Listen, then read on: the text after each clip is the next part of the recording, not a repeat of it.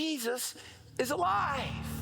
When I was back doing campus ministry, I one time had somebody say to me, you believe this stuff about Jesus based on, the accounts of some guys that lived 2,000 years ago claiming he rose from the dead? That's about as valid as a children's fairy tale that says elephants can fly.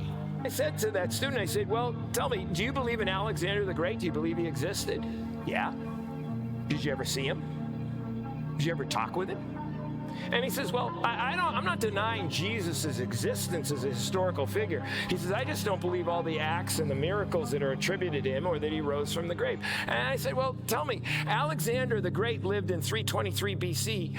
Do you know that the first writings that we have about him are by Plutarch some 400 years after Alexander the Great's life? And there's no reputable historian that disputes Alexander the Great lived or did the things that the historians write about.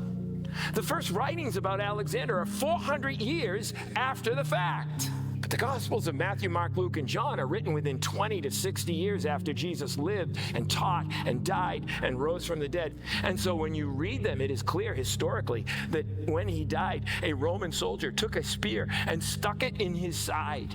A watery serum separate from blood is what flowed out of his side. It is clear that he was dead. And it is clear that they set Roman guards in front of the stone so that they could assure that no grave robbers would come and steal his body. And by the way, did you know that if those Roman soldiers failed in their mission, they would be put to death? They would be executed. They would pay for the death for having had that dead body having been stolen.